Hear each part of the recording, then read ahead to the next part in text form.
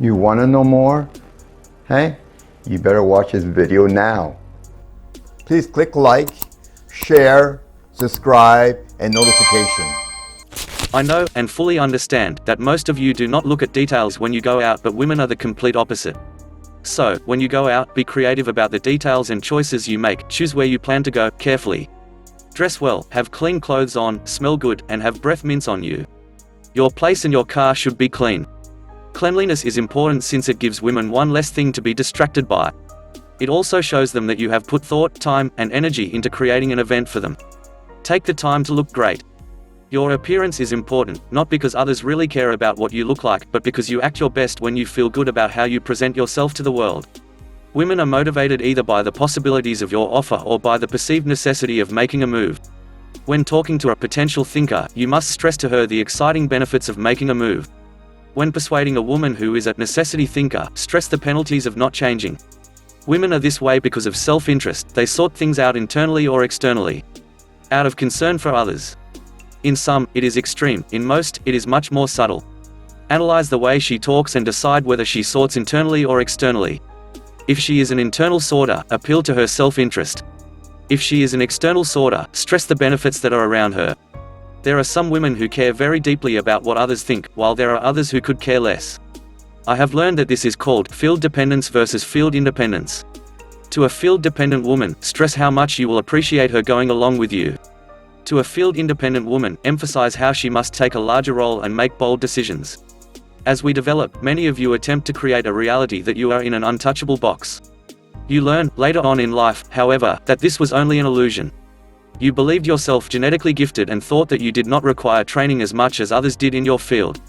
This is where you erred. Be mistaken or incorrect, make a mistake in your game plan. You must always practice, train your whole being continuously. She may look viciously sexy, nevertheless, do your homework on her first. Do not mess around in the sheets with damaged women.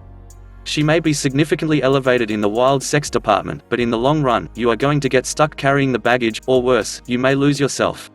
By latching onto these kinds of women, you dodge having to deal with your own shortcomings. So do yourself a favor and stay away from women who have real problems. Let's face it, we all have some. The focus, from both of you, should be on her. As a result, it might seem like she is into you, even worships you, but your limits and weaknesses will go completely unnoticed. Avoid those high-maintenance headaches. Focus on yourself, on what you really want. And I do not mean from a relationship. If you are only looking for fun, then do not see her more than once or twice. Do not let amazing sex or a hot body compromise that. You deserve the best, not second or third best. If you are a single man who just settles for anyone and is miserable, it is because that is what you secretly crave to be. Seriously think about it and then tell me I am wrong. When you are truly ready to let go, you will finally find a real relationship instead of always being miserable. Your judgment is especially good, so do not entertain any self-doubts. First, study what is at hand, and then move forward with a plan of action. It is important to find the right woman for your life. Why accept second best and spend 5 to 50 years working at a relationship you would rather not have? You are, in truth, throwing away a large part of your life. This is unnecessary and sad, especially since a truly loving relationship is within your reach. For those of you who are just dating, always have a backup plan in case your date stands you up or shows up late. This way your day or evening is not ruined. How can I say this, you ask? Life can throw you off guard if you do not watch yourself. While you are waiting, bring something to keep yourself busy. Flirt with women who work there and enjoy the time that you spend there. After waiting for 30 minutes, leave with a smile and do not take it personally. Do not call or text to ask why she did not show. Be positive. Do not dwell on her not keeping her word. Enjoy your time on your own and control your life. Do not give it away to your date. Do not be angry, upset, or feel humiliated. Do not throw away control of your life. Don't hand over your power to anyone. When you think of relationships, you normally think of how your partner is treating you, whether you are happy, or if she listens to you. You tend to weigh the pros and cons of the relationship and then consider how you feel about your partner. Am I right or wrong on this? However, what if your happiness in your relationship has as much to do with how you feel about yourself as it does with how your partner is treating you? Have you noticed that leaving one relationship and beginning a new one does not necessarily solve everything? At first, you may think this person is different and that you will be happy forever.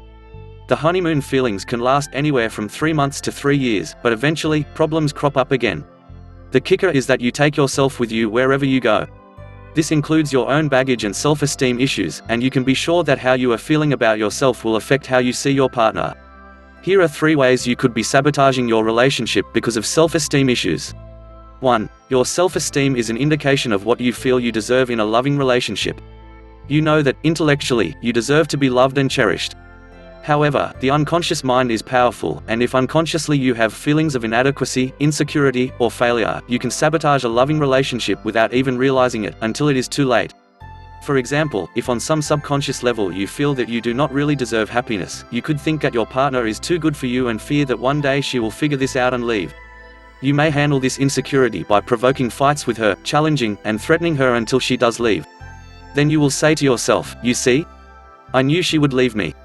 2. Another way your self-esteem can influence your relationship is if you have difficulty asserting yourself.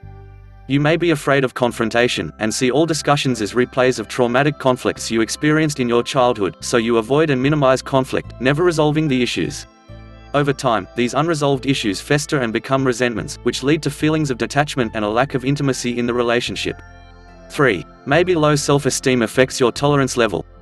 You cannot deal well with frustration or stress and often explode, blaming your partner for some minor infraction, when in reality you feel powerless and out of control. Those who are considered rageaholics say that they feel like they are walking on eggshells. Instead of having loving feelings toward you, they feel fearful and anxious about openly discussing concerns. Therefore, they hide their feelings, lie to avoid confrontation, and incur more anger when the lies are discovered. This dance of anger can be extremely toxic to relationships. If you had, for example, a great day at work, got a promotion or positive feedback from your boss, and then come home and your partner is late or did not pay a bill, how do you think you would react compared to a situation in which your boss berated you, or you got a speeding ticket and your partner did the same thing? The situation at home is the same, but your self-esteem is in a very different place. Therefore, it is not your partner creating the angry reaction, it is your feeling about yourself in that moment. As you learn how to raise your self-esteem and communicate calmly and reasonably, these steps will create a ripple effect that will positively influence how you feel about your partner and the loving quality of your relationship. This is not about blaming yourself for everything that is wrong in your relationship, and it is not to say that your partner must not work on her own self-esteem and communication skills. However, it is important to acknowledge that how you feel about yourself affects your perception of what is happening as well as how you choose to deal with it. It is true that both of you must take responsibility for what you contribute to, and contaminate in, your relationship. Just changing your feelings about your self-worth can help improve all your relationships and how you deal with life's challenges.